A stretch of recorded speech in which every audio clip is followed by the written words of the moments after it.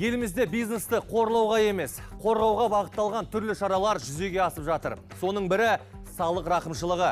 Амнистия жарияланғаннан бергі уақытта салық төлеушілерге 1 миллиард теңге көлемінде өсімпұл кешірілген. Мұның өзі артық проблемадан арылу кәсіпкер үшін. Ал мемлекетке қандай пайда? Бұл курьерлік компанияның нарықта пайда болғанына 16 жыл. Осы уақыт аралығында ең сенімді үштікке ілігіп үлгеріпті. Алыс жақын шетелдерден және ел ішінде жүк тасымалымен айналысатын мекемеде қазір 400 адам нәпақасын тауып жүр. Клиенттерінің саны 46 мыңнан асыпты. Былтыр есеп бөліміндегі мамандардың салғырттығынан компания мемлекетке 13 миллион теңге көлемінде қарыз болып қалған. Берешек дер кезінде өтелмей, өсімпұл 1 миллион 200 мың теңгеге жеткен көрінеді. Амнистия, прежде всего, она позволяет бизнесу. Рақымшылық бизнестің еңсесін тіктеп нарықта жұтылып кетпеу үшін жасалған шара ғой. Ақпарат жарияланғанда үкіметтің бұндай қамқорлығын бірден пайдаланып, негізгі қарызды төлеп тастады.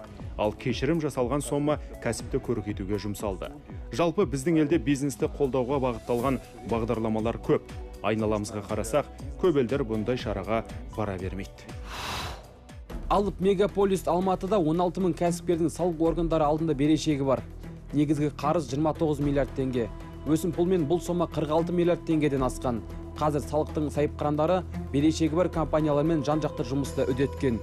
Салық төлеуші үлкен рахметін білдіріп жатыр. Айтуымыз керек, елбасының да саясатқа да.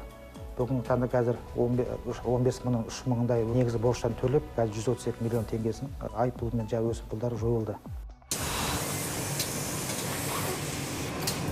Шағын және орта кәсіпкерлік өкілдерінің қордаланған қарызының елеулі бөлігін өсімақы және айыппұлдар құрайтыны белгілі.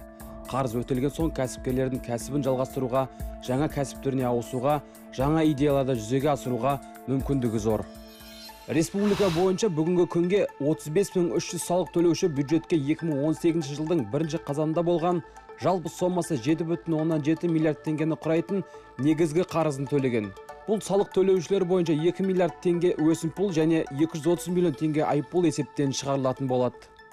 2019 жылдың 31 желтоқсанына дейінгі негізгі салық берешегін төлеген жағдайда ғана бұл салықтық рақымшылыққа жатады. Ақтөбе қаласының кәсіпорны 129 миллион теңге салық негізгі салықтық берешегін өтеген, олардың 83 миллион өсімпұлы салықтық рақымшылыққа жатты. Бұл қарап болсаңыз үлкен көрсеткіш.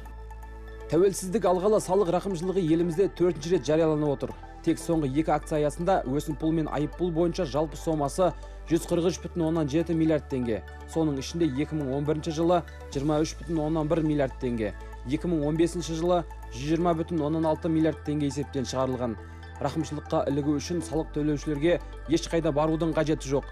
Мемлекеттік кірістер органдары салықтық бет есептеріне мониторинг жасап, негізгі салық қарызын төлеген жағдайда 3 жұмыс күннен кешіктірмей есептен шығару туралы шешім шығарады.